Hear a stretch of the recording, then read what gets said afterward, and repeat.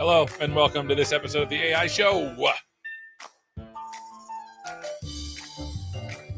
We are already in December of 2023. How about them apples, folks?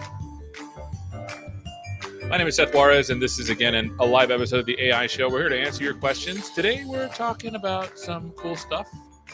But before we get to that, where is everybody coming from? I'm looking at the side. Side-eye. Side-eye. Tell me where you're coming from.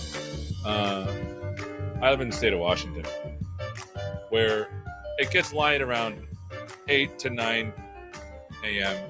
If it even gets light, it gets dark like at 4. I'm living in darkness. I must be Batman. I'm Batman. I'm Batman. Batman. A Batman. All right. What do we got going on today? Let me share my screen here. Window. So I bought this Wacom tablet like forever ago. During the pandemic. What's the loving word we have for it now? The pandy or the demic? Pandemic. Today we're going to revisit Azure AI. Oh, I got to do that. Azure AI Search.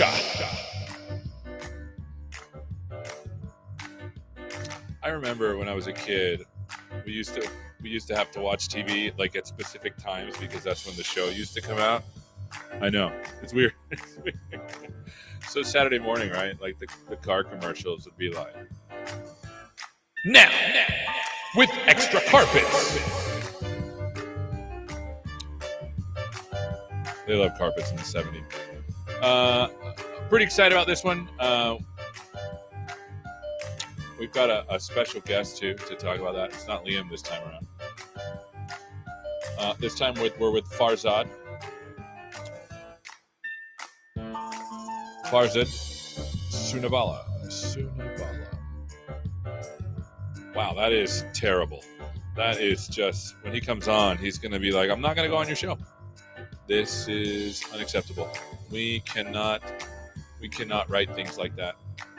Unacceptable. Did you not see me doing the zoom in? Okay, and then number 2, maybe Cassie's watching. She isn't. She's awesome. I get to work with Cassie. Cassie worked on public repo, a public prompt flow example. We pushed really hard over the weekend while she did all the work. I'll show you that. There's still some quirks, but we're gonna work them out. But we wanted to get you something that was like an end-to-end custom prompt flow that you can look at. Maybe we'll look at it. Let's look at it, because we'll have some time for that. But let's see where everybody's coming from. The reason why I spent a little time is because it takes 30 seconds for you to hear what I'm saying. All right, here we go. Where is everybody coming from? We have New York City. Welcome. I used to live there. Bay Ridge, Brooklyn, and Staten Island, which is almost New Jersey. But we're not going to say anything about that. San Francisco, NYC again. We have Switzerland, Germany, Zurich, Hamburg, Germany. Das ist fantastisch. San Diego, the land of my birth. I was born in San Diego, California. Beautiful place. Beautiful place. Stockholm, Sweden. India. We have Canada. We have the good old ATL. Detroit. Hello, Peter. Chicago. Pooja. London. I just found out the other day, by the way, that my wife could become a British citizen because her grandma is from London. Ann Arbor, Michigan. Beautiful place. Congratulations. We have Pink. Oh, hello. Belgium, Florida. We have people from everywhere. España. Bienvenido. Roger. And then here's the illustrious and wonderful Cassie Breviu from the sunny slopes of Minnesota. Okay. Tons of folks here. 4:30 p.m. and dark already. Yeah, the UK is just like Seattle, except more interesting in some ways and less interesting in others.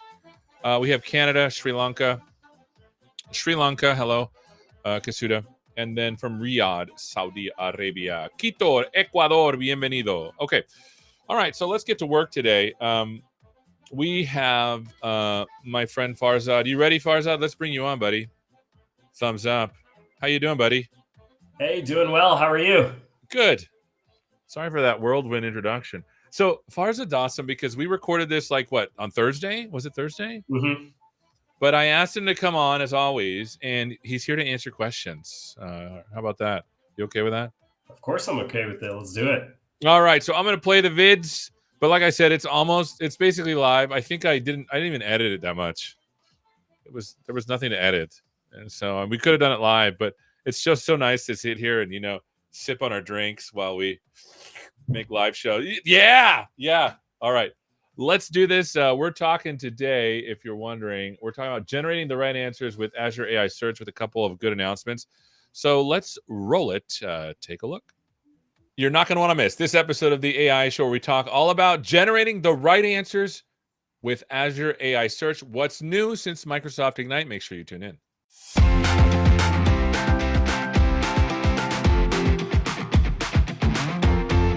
Hello and welcome to this episode of the AI Show where we're talking all about generating the right answers with Azure AI Search with my friend Farzad. How are you doing, my friend? I'm doing well. I'm really excited for today. Fantastic. So tell us who you are and what you do. Yeah, my name is Farzad Sanavala. I am a product manager on Azure AI Search, formerly known as Azure Cognitive Search. Oh, so things have changed since Microsoft Ignite. Can you fill us in on some of those details? So, since Microsoft Ignite, we're pleased to announce that we have a new name for our product. So, formerly known as Azure Cognitive Search, we are now Azure AI Search. Ooh, I know, fancy, right? yeah. And so another name change that we have is we previously had a feature in Azure AI Search called semantic search, and we are now calling that semantic ranker. Yeah, and I like this. I like this title because if I remember right, when we talked earlier with Liam a couple of weeks ago, the semantic search, what it actually did is it took the keyword search and the vector search, and then it re-ranked those things. So ranking makes more sense to me. Am I getting this right? Yeah, 100% correct. We know that vector search alone is, it's good, but it's not the best possible retrieval mode. We have hybrid search, which is even better, but hybrid search with semantic ranking on top to get that best possible precision and ordered ranking. That's what you want to go for. And we're pleased to announce that in Azure AI Search. Amazing. Were there any other announcements that you could just sort of rattle off to us? Yeah, let's talk about it. So, talk about Azure AI Search, Vector Search, and Semantic Ranker. We're pleased to announce that at Microsoft Ignite, we announced the general availability of Vector Search. So, we're ready to support you. Go use it in your production-ready applications. We're really excited to, see a bunch of your usage with Vector Search, Hybrid Search, and so on. Additionally, we had another public preview announcement at Microsoft Ignite, and so we have a new feature that I'll dive into in a bit called integrated vectorization. And so Ooh. talk about kind of end-to-end ingestion. I think this is a really cool feature. I'm excited to kind of show today to really make the whole RAG pattern process and using Azure AI Search, chunking, vectorization a whole bunch easier. And then lastly, we also have generally available the semantic ranker. So it's been in preview for a while, but now it's GA. Go use it. Get that best possible retrieval in Azure AI Search. And that's awesome. This is all good stuff. But and there you go. There's a slide because Liam he foretold, he's like, you should watch for another announcement regarding perhaps pricing. And this is the pricing announcement. Can you tell us about that? Yeah, this is the really exciting piece of the semantic ranker, which is now GA. So, as we know, hybrid plus semantic re-ranking is the best possible retrieval mode. We want all of you to leverage it for your generative AI applications. And so, we made significant changes to our business model. And so, it's going to be a lot more economical now than it was in preview. So, you get a free 1,000 requests per month. And then, additionally, it's only $1 per 1,000 requests thereafter. So, big changes to the business model, a lot more economical for you to use. That's awesome. I mean, yeah, I mean that's amazing. So if you're building like AI LLM inspired apps and you're using Azure AI Search, it's very economical to do the retrieval augmented generation pattern with this new model. Oh, 100%. In fact, we encourage you. We had a blog post that Liam, I think, talked about earlier on the AI show that actually showed how much better semantic re-ranking is with hybrid search. And so now with this new business model, you could use it for all your RAG scenarios anytime you interact with Azure AI Search and ground your data to an LLM. So really excited about this one. Awesome. So what's next? I know there was some feature. Yeah, this is the thing that I want to ask you about because Yeah. integrated vectorization sounds interesting, but can you help us explain what it does? Yeah. So integrated vectorization is really just about end-to-end processing for your generative AI, or really just building the RAG pattern. And so in Azure AI Search, previously during our preview of vector search, it was really manual. A lot of times, if you add a bunch of long PDFs, a lot of long documents, you had to like manually chunk it, maybe adjust the sentence overlap window. Is a very manual process, Yeah. and a lot of customers loved using Azure AI Search, and we have a capability called the indexer and AI enrichment and skills. And so a lot of them wanted to say, "Hey, this is just going to be amazing if we could just have a built-in skill that'll automatically chunk these documents." And then not only that, but our probably my personal favorite embedding model, the Azure OpenAI embedding model, if we could just automatically send those chunks within the enrichment process in Azure AI Search, get those embedding vector representations of your data for your chunks, and then just automatically throw them into your search index fields, and then go crazy querying. And so that's exactly what integrated vectorization is. It's This just is really cool. yeah, I'm sorry to interrupt you, because I build some samples, with prompt flow that uses Azure AI Search all the time, but I had mhm. to write my own script, and it's not the funnest of code to write. Just like, okay, what's the overlap window on the paragraphs? How much text should I put? So you're saying that now there's a new way to do this all in an integrated way.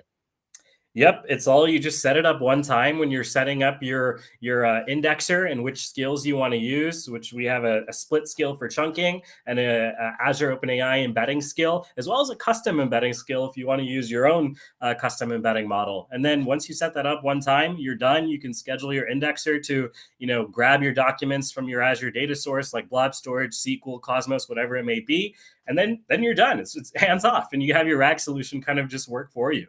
That is impressive. So what else do you have to show us?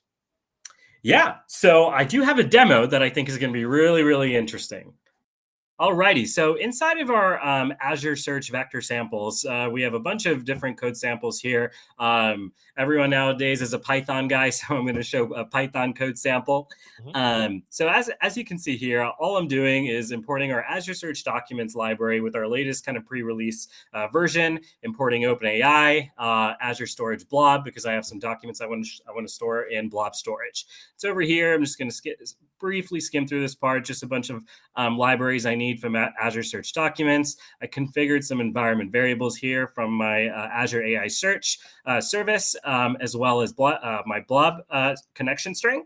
And so over here, what I'm going to do is I'm just going to connect to blob storage. So all I did is inside of this documents folder in my blob container, I think I put like about five or six PDFs that I actually Nice. want to do vector search retrieval over. Okay, so Quick you can question, see them. because Yeah. people are going to ask this.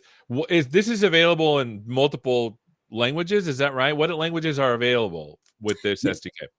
Yeah, Azure AI Search is available in Python, .NET, Java, and JavaScript TypeScript. Ooh, okay, cool. So, because I know everyone's gonna be like, "Well, can I do this in my language?" Yes, you probably can. All right, I'm sorry. Keep going. You're good. You're good. Happy Huh, to show.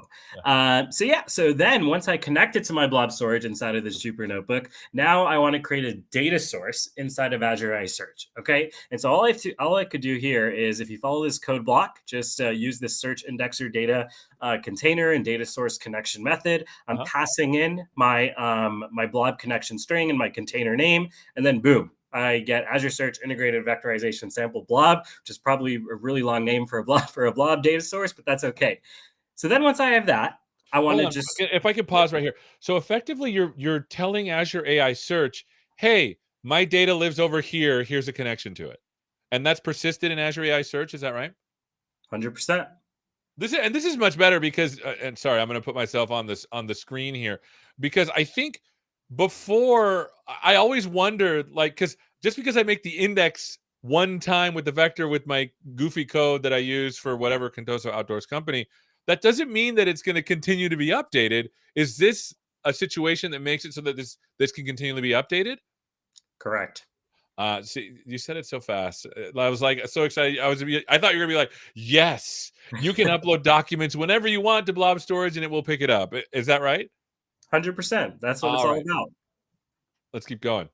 Cool. So now that I connected my data source in Azure AI Search, in this case Blob, you can do Cosmos, you can do SQL, ADLS, whatever you want. Now I'm just going to create my search index. Okay, so this part stays standard with creating any Azure AI Search index. My schema, relatively simple, parent ID, because I want to keep the parent document, Right. at least IDs, title, because I want to maybe display the title of my PDFs when I actually, in my UI, in my RAG solution, chunk ID, chunk, and vector. So these are probably the real important ones that is actually going to be used by a skill set that I'm going to show later. And And then if you this could part, scroll up, because I want to make sure, because people yeah, sometimes people lose. I at least I lost the story in this. So effectively, this is like a paragraph of text from your doc, because your PDF might be 10,000 pages long. This is just a single chunk, and the parent ID is referencing this is the PDF, this is the chunk number, this is the title of the thing. And is this right? yeah, 100%. That's exactly right. Yeah, and And one of so, the things that I tell people about this is super useful, specifically when you want to economize the stuff that you put into a prompt for retrieval augmented generation. Because if you overspill the prompt, it's not going to tell you anything. It's just going to be really wrong. yep, that's precisely right. Awesome. So cool. So moving forward, this part I'm not going to spend too much time on because I think you've seen it a lot of times. This is the vector search configuration. So over here, I'm just going to use, I just configured a couple, but I'm only going to use my HNSW vector index on my vector field property on my that I configured over here in my schema. And then I also have this thing called vectorizer. So this is new. So this is another cool feature that's part of the integrated vectorization. We know that we're going to be doing Azure OpenAI skills, which I'm going to show in the next code block. But as part of this vectorizer, this allows me to take advantage of query vectorization. So now when I pass in text or image, whatever it may be, what it's going to do automatically when I start showing an example of searching documents, it already has my Azure OpenAI configuration over here. So I no longer have to, use the same function to generate a query vector, then pass it back to Azure AI Search. Right. It'll just handle it for me. So pretty convenient as well. Nice. And then, real quick, my semantic config over here. So because I want to take advantage of that semantic ranker, so that's the only prerequisite for that.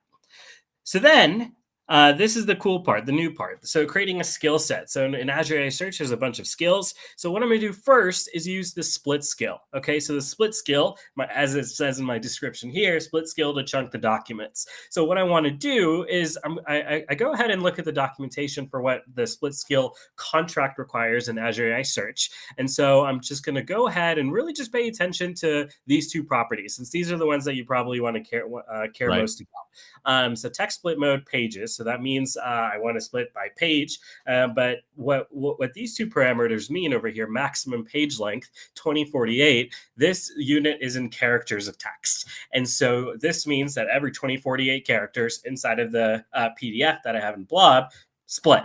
And I'm considering that a chunk. And then this other parameter, page overlap length, like we talked about earlier, that's the sentence overlap in characters unit as well. So 20 characters before, 20 characters after each chunk.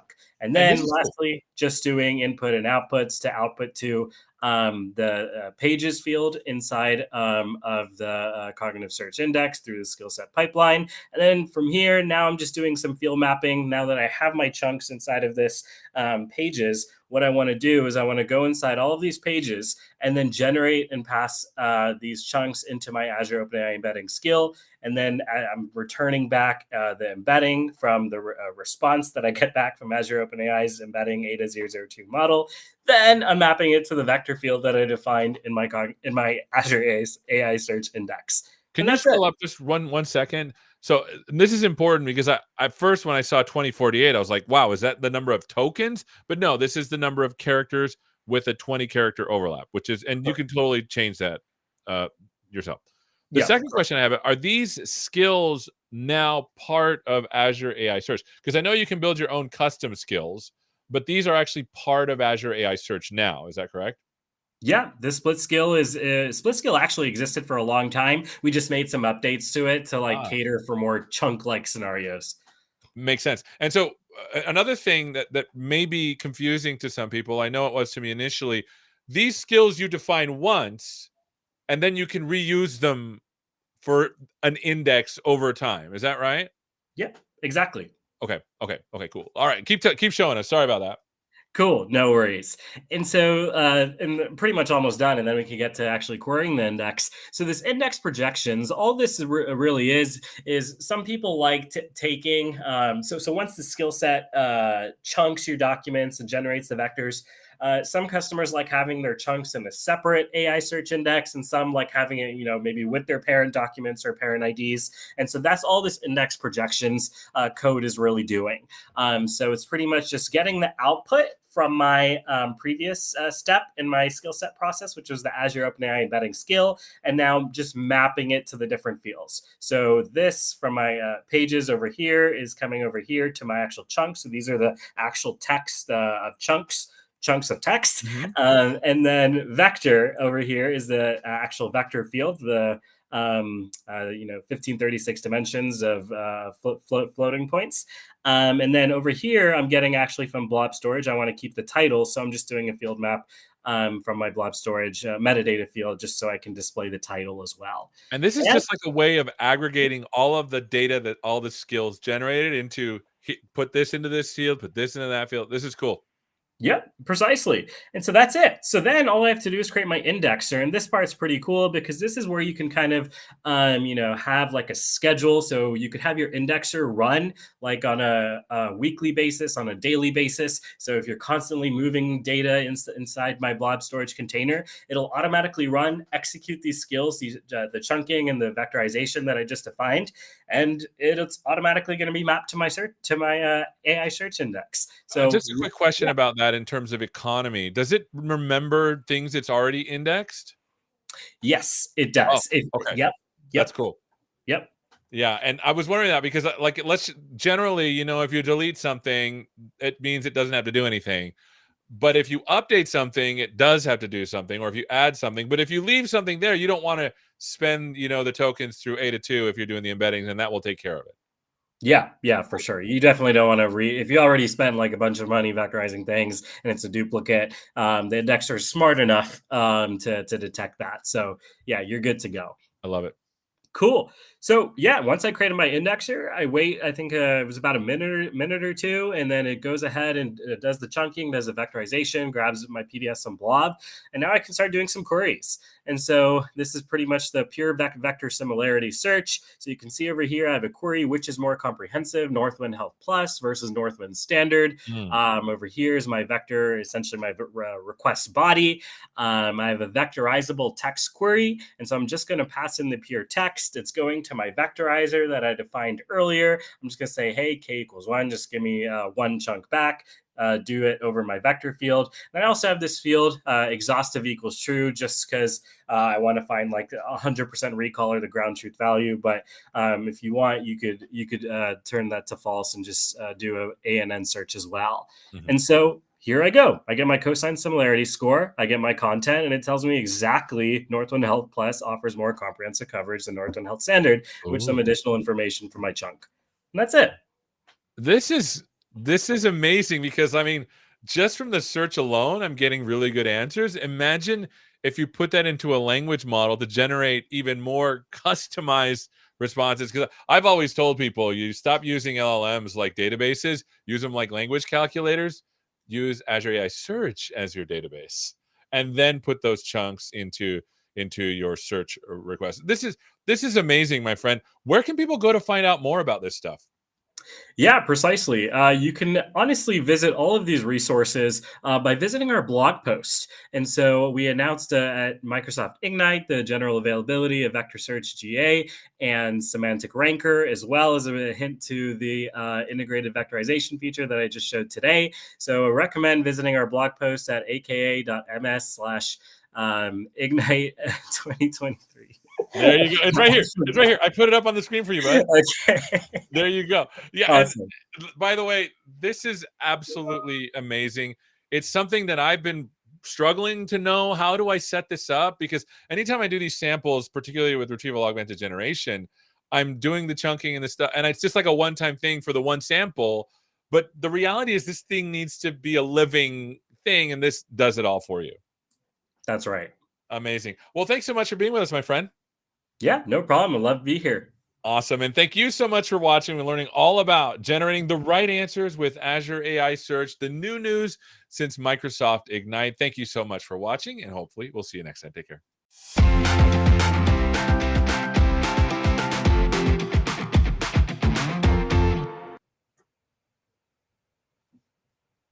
Hey, yo.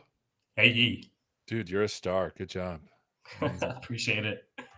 All right, so there's some questions. Let me bring some of them up. Here we go. There's a good one. It's Oliver Will on LinkedIn. Is it a single chunking strategy that is supposed to work in all scenarios, or is there can you optimize or change or whatever? Good question.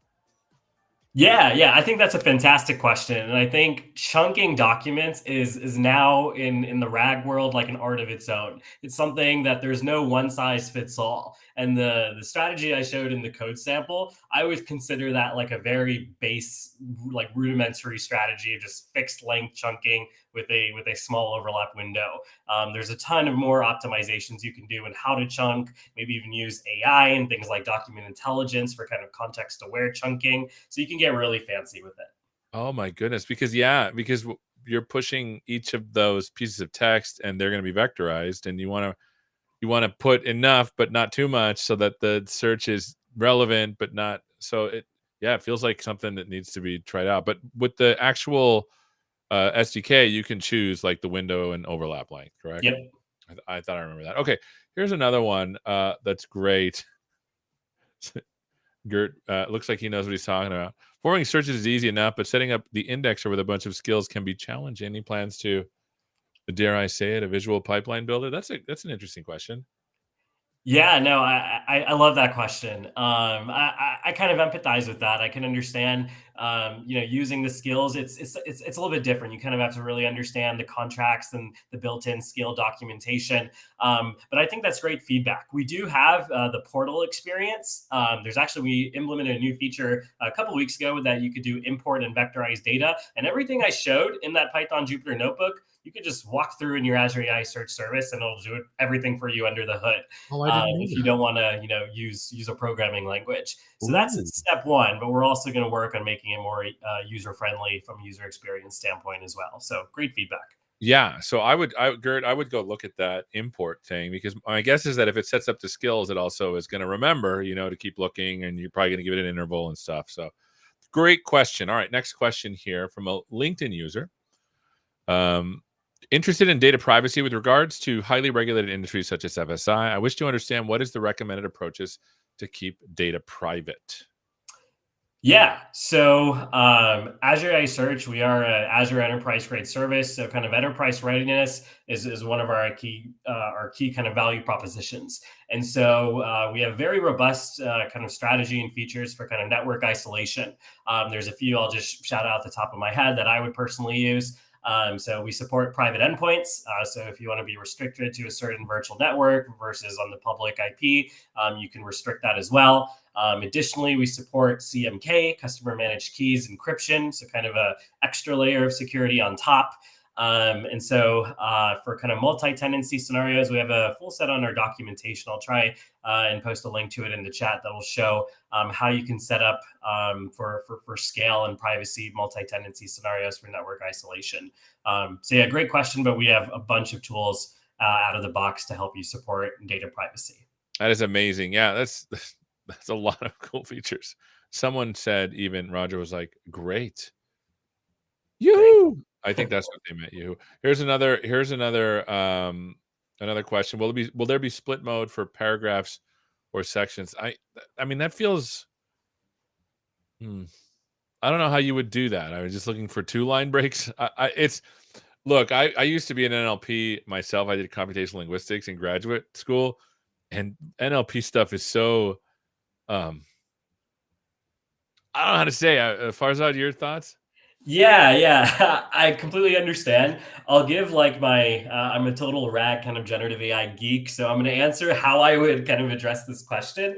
So in Azure AI Search, with the current integrated vectorization feature, as I mentioned, this kind of first, it is a preview feature. It's a very kind of baseline approach. But if you have a scenario where you maybe want to be more advanced in how you split documents, I highly recommend actually using tools. We actually have a integration with LangChain. Oh, And LangChain has some really cool text splitters. My personal favorite, the recursive text splitter. And so you can play around with how to kind of recursively split your documents. And this could probably help along the lines of maybe what you're looking for. oh, that's interesting. That's cool. Great question, Oliver. And then another question from JM. Let's say I have company policy contained in my Azure AI Search. I update the policy and store it in a blob storage. Is it possible that Azure AI Search return the most relevant updated information? Yeah. So Azure AI Search, when I'm assuming the JM is using the indexer. So when you use the indexer and connect it to an Azure storage like blob storage in this example, change detection occurs automatically. So you can ensure you're always getting the most relevant kind of up-to-date documents. Amazing. And then another question. Man, everyone has a ton of questions. I love it. That's what we're here for, by the way. How much does vectorization improve search accuracy comparing with that of semantic ranker? I understand the differences of how they work, but not sure why we need vectorization. And this is a really good answer because I was confused by this because there's the search and then there's the ranking. Why don't you tell us about that? Yeah. So first things foremost, we have a blog post that will dive into this with actual data and experiments that we've actually run that actually shows the different retrieval modes that we have in Azure AI Search: keyword search, vector search, hybrid search. Then hybrid search with the semantic re-ranker. And so, as I mentioned with kind of the announcement of the semantic ranker GA, vector search or even hybrid search alone is going to recall kind of getting the most similar documents, especially if you're querying in multiple languages, or you kind of want a semantic similarity search, a more natural language type search. But sometimes the precision or ranking of the documents may not necessarily be the best. So one kind of RAG or retrieval optimization strategy is to have a re-ranker for your vector retrieval results, or in our case, hybrid retrieval results as well. And so we have some experiments that we actually ran on. We partnered with customer data sets, some industry standard benchmarks, and some multilingual data sets that actually shows quantitatively how much better the semantic ranker is. So I think that's your data-driven answer. I highly recommend visiting the blog post. Great answer. Here's another question. While chunking paragraphs, would it understand paragraphs that spans across multiple pages? Would understand paragraphs. So I think this kind of just depends on your chunking strategy. Yeah. If you have, as I showed earlier, a fixed kind of character or token kind of window, it's kind of not really going to pay attention to kind of the different pages. So with things like that, you may have to get a little bit more advanced in your chunking strategy if you want to keep track of maybe the page number, or maybe use like document intelligence for kind of a more AI driven chunking strategy. But that would be my recommendation. That is amazing. And that is the last question we have, my friend. This has been awesome. Any final words that you have for folks? Let me put the blog post up so people can go take a look at that. Yeah. Final words, read that blog post. There's a lot of good information there. If you don't want to read it, but just want to jump straight to, okay, this is awesome. How do I get started? There's a bunch of samples, code samples, additional blog posts, integrations with LangChain, Llama Index, OpenAI cookbook on how to get started. We really hope, we love your feedback of using AI search. And we're really committed to being the retrieval system for generative AI scenarios on Azure. So happy to be here, and go Azure AI Search. Go Azure AI Search, indeed. I think I have a yes. Let's do a little clap for you, my friend. Thank you so much for being with us. Farzad, well, hopefully we'll see it in another time when you have more stuff to show us. Let's do it. All right, buddy. We'll see you later. Alrighty. Bye. All right, my friend. That was Farzad. That was just amazing. And the questions were absolutely fantastic. I just want to throw that out there. Your questions were absolutely amazing. Okay. So I wanted to go back to this thing here. Because there's two options, and I want you to tell me which let's see because no, wrong screen. Oh, there we go. There's two options that we have here for things to show you. There's a public prompt flow example that Cassie made. So this was Cassie, and then we'll say 2A, but we're going to cover both. So we have a show once a week every week, Mondays at 8:30. And then the 2A one option is an AI assisted website that I made for Microsoft Ignite. There was a cool little demo I did where I had a website where I took a picture of my sandal, and it was like, oh, I know what this is. So these are the options. We can either look at this one, or we can look at this one. So 2 or 2A, that is what I'm going to ask you to vote on. A 2 or 2A. Which one would you like me to look at? So let me scroll down. And so I got to wait 30 seconds before you know. So here are the two examples. This is the website. It looks like this. This is the website. And this website's nice because it shows you how to integrate like the web, your website, with a backend prompt flow, for example. So yeah, and then Farzad is right. Cassie's example is cool. And to be honest, we use Azure AI Search for all of our samples, if I'm being honest. Not because I'm biased, but because Azure AI Search is awesome. So we got a lot of 2s. We got a 2A. So this is the website. I want you to be able to set this up, by the way. And it has a chat thing in there. And then I also, one thing I need to finish doing is I didn't do it. I need to finish the streaming chat output. So yeah. So let's see. We have a option 2, 2, 2, 2, 2, 2A, 2A, 2. So this is the website, and this is the prompt flow thing. We're still working out some of the kinks on this one, but it basically shows you how to make a prompt flow and how to deploy it. And you'll see everything is in here. Oh, here's CJ. Really great answer here. OpenAI Dev Days has a presentation about when to use what, prompt flow versus embedding versus fine tune. It's on YouTube. Yeah. Oh, I'd love to see it. But this goes through what a prompt flow is. And those are the two options. So Contoso Chat and Contoso Web. I wish there was a way. Wow, I just had a little. I wish there's a way to like do a poll. Is there a way to do polls on this? Sorry, I'm old. Oh, I don't see a way to do a poll. Polls would be awesome. Okay, so it's looking like a lot of 2s. So let's do that. So this prompt flow, let me show you what it is, and then I'll run through some of the stuff on what it looks like in the AI Studio.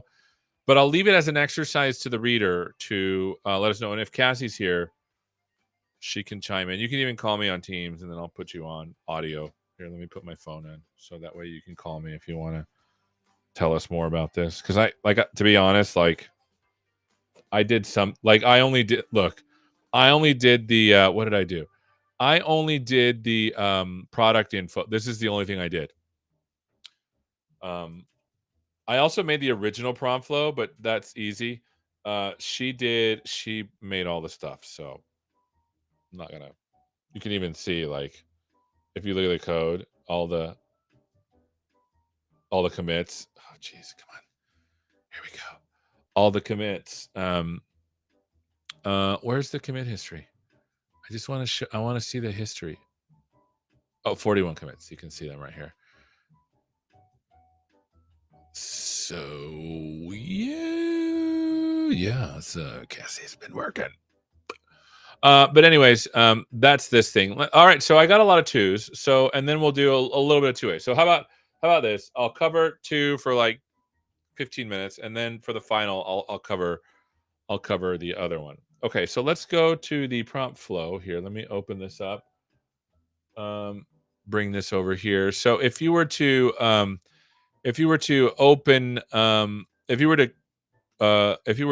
bring this down, you would get this Contoso chat thing.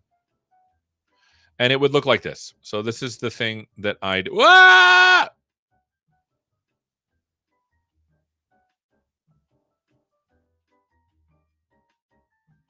Whoops. Great. I'm going to redo all those things. Oh.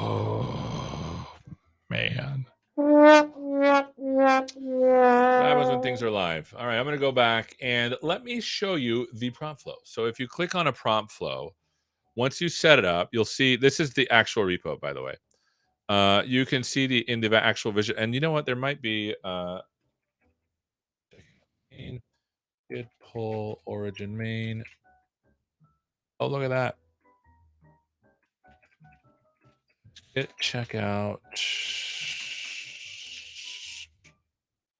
Git pull origin main.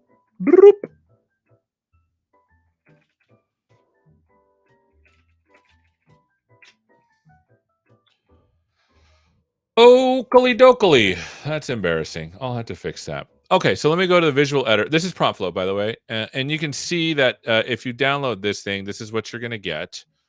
Oh, one of the things that, okay, well, we'll fix that later. This is the actual prompt flow.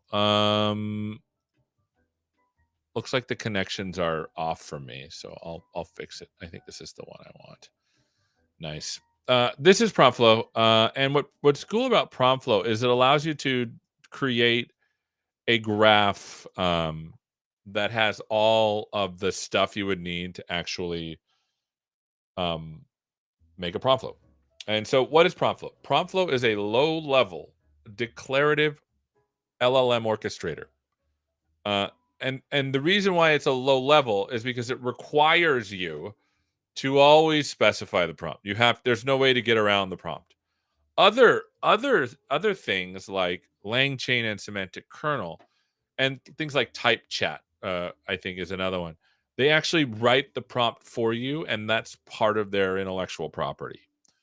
But you cannot modify it. So that's cool about this. So hold on, I gotta go.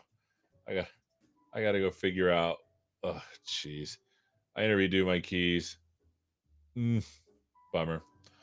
Okay, so that's what's cool about this thing. Is that it's a low level orchestrator that allows you to create inputs.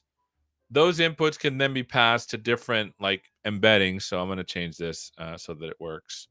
This one should work. So for example, it takes the question and it does an ADA embedding. It takes the ADA embedding and then retrieves documentation using Azure AI Search. And you can see it looks like we need to rename this. We changed the name. Someone didn't send the memo. So that's what this is doing. And you can see that I'm using a vector search. And I need to update this because the other thing, and I didn't tell Cassie this, when I wrote this on when I wrote the data thing on Saturday, is that the Azure AI Search has changed a little bit. And so I need to update this API version, and this code needs to get updated a little bit, like to the code that Farzad had. And so, because right now I'm just doing straight posts to Azure AI Search. Okay, so this does the retrieve. This does a lookup on like the customers inside of Cosmos DB. And then this generates the prompt. And like I said, this is what the prompt looks like. And notice, I wish there was Jinja coloring here for this. Let me see if there is. Jinja. Oh. Oh. No, I don't even know which one to use. Should I use Jinja or should I use Better Jinja? Jinja, Better Jinja. Wow, this has 8 million installs. All right, I'm gonna go with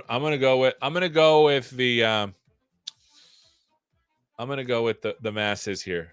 Connection to server got closed. What are we talking about here? I don't know what they're talking about. So this is better because now you can see it colorized a little bit. I don't know if I like that coloring.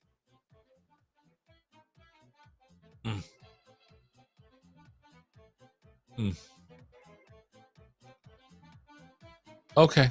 All right. I made my bed, so I'm gonna lay in it. So notice that what this does is this takes the information from the top of the graph and injects it in the prompt. You can also do other things like do a reverse injection and inject a prompt using LangChain type prompt templates and then inject those into like a Python function that does that does this stuff. Or for another thing you can do, and this is a cool thing. This is what I like about PromptFlow. So notice that there's this tools thing, right? You can also install other tools like pip install. Oh, hold on. .vemb scripts CLS pip install LCPF. Don't install this. I wrote this just as an example. But this is a LangChain tool, and I need to have LangChain folks on. They're amazing, and we have a partnership with them. So maybe we'll do a session on LangChain sometime soon. So now when I go to this PromptFlow thing, in theory, if I refresh,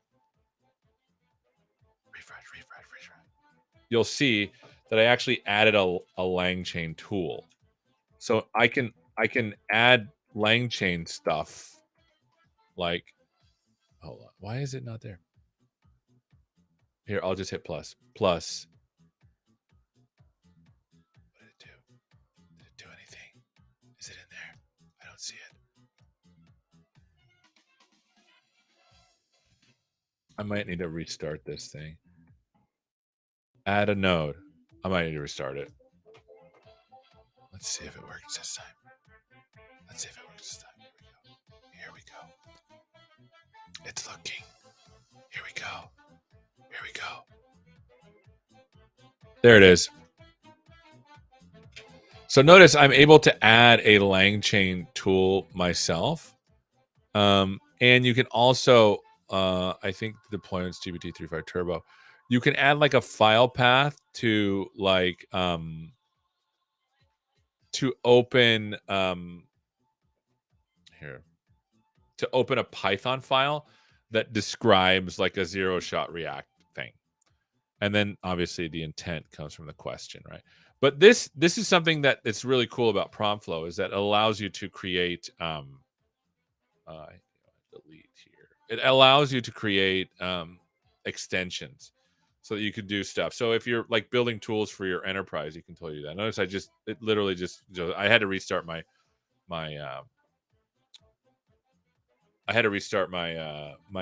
thing, my Visual Studio Code, but that's okay. It's not a hard thing to do. But we should work with that. I'm gonna move that. Okay, so that's what this is. Okay, so questions about this? Let me run it and see if it works. First of all, I'm gonna run it in standard mode here, and the question that's gonna go in is, what can you tell?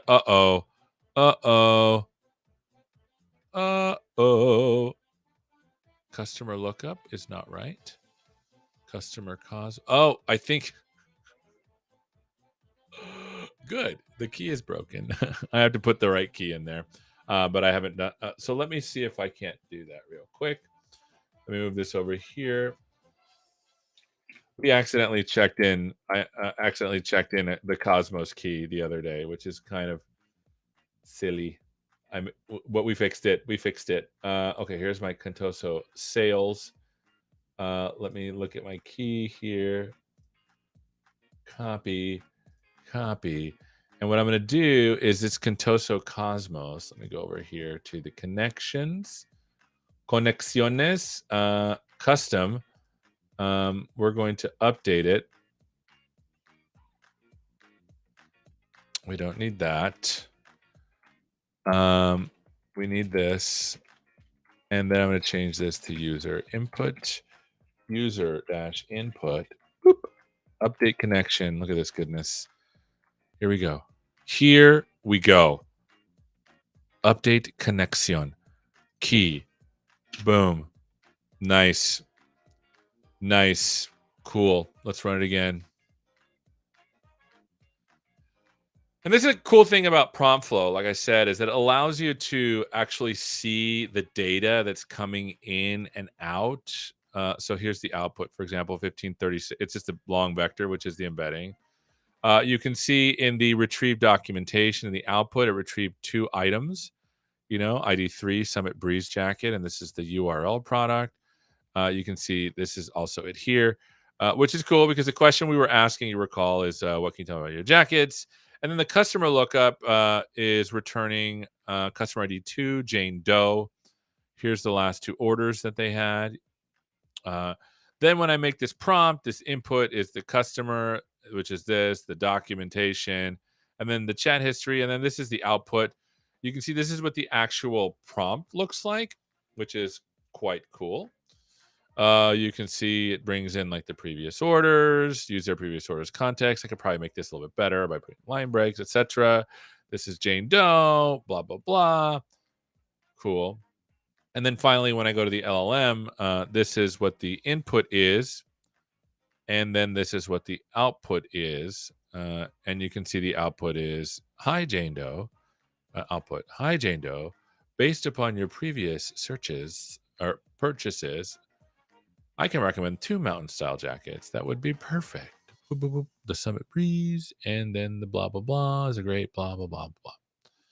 Which is cool. So that's how this thing works. And the cool thing about this is that once you get this working, Cassie has provided instructions on how to get this thing deployed. So let me close this and bring this back. There's instructions on how to get this into Azure AI Studio. Here's all the instructions. And then here's the building the prompt flow, and then you go. There you go. So if I go to ai.azure.com, I have already uploaded it.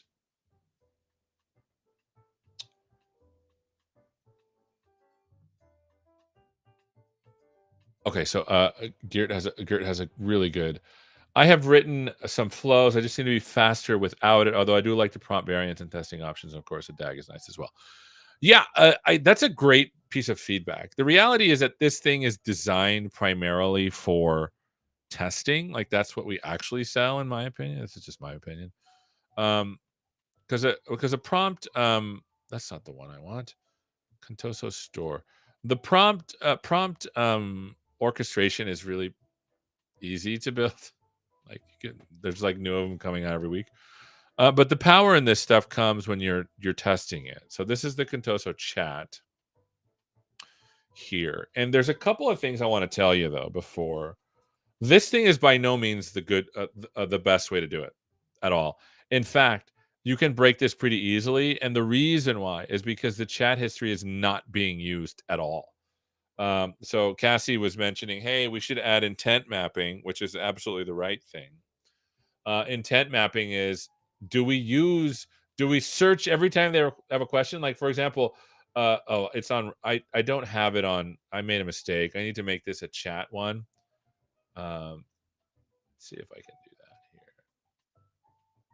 Oh, it's running, so I need to wait. Yeah, like I said, we just changed the key.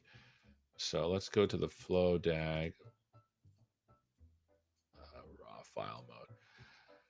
There's a way to make this a chat thing. Is this chat input? False. Is this chat input? True. Tour. True. And then the output, is this chat output? Save. So let's see if we can't refresh this thing. Remember, the reason why it failed is because the key changed. And then the other thing I want to see is there's a way to make sure this is a chat. So let me go back here. All right, so we'll get into this later because I'm gonna rat hole this, and I promised you I would show you the Contoso web. So this is the Contoso website. It has a built-in. This is the chat that you use to call a prompt flow. And the way that this thing is deployed is you deploy this thing, and then you get like a deployment that looks like this. This is a different deployment though. That you can test, and so you can put a customer ID, etc. And the way you consume these things is with this endpoint. And so this website uses those endpoints and the Azure data endpoint. So let me open that one and let me run it so you can see what it actually does. So file open recent, Contoso web. Oh my gosh, I'm so dumb. Oh. npm run dev. npm run a dev. And then when I local host this beautiful thing, you get this website. And this website lets you chat with why doesn't it open? Let me see. Control Shift I. Seems like it doesn't work the first time. Let me refresh this. Maybe a bug. I found a bug. Okay, there you go. And then when I talk to it, like what can you tell me about your jackets? You'll see that this particular, there you go. So it's hi, Sarah Lee, blah, blah, blah. You'll see that this has the chat thing, a chat, a chat. This is the chat. And you can see that I'm using React.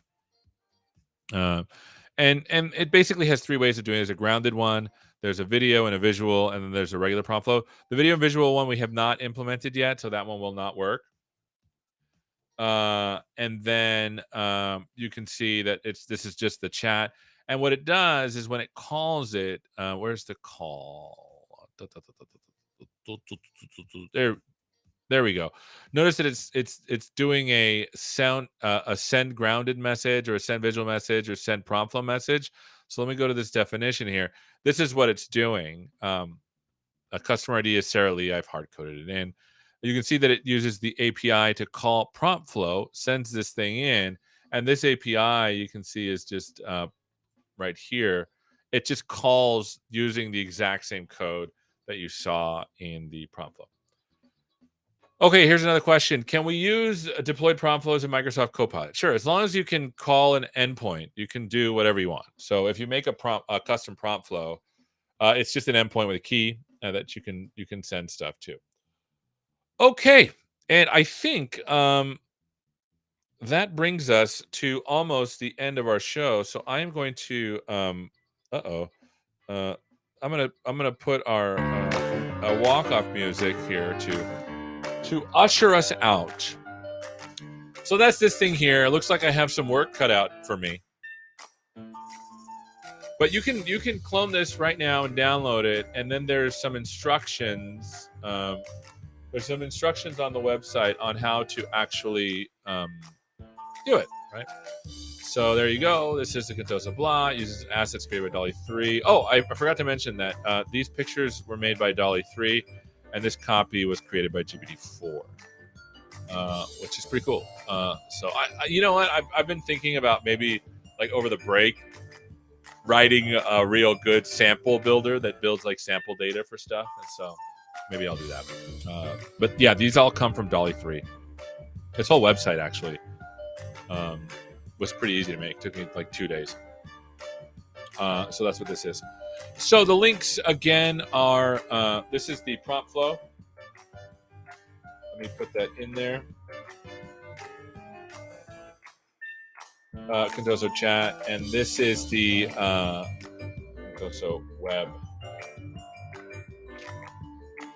We'll dive into these more. In fact, we should probably have Cassie come and tell us more about this. Like I said, I was kind of minimally helpful.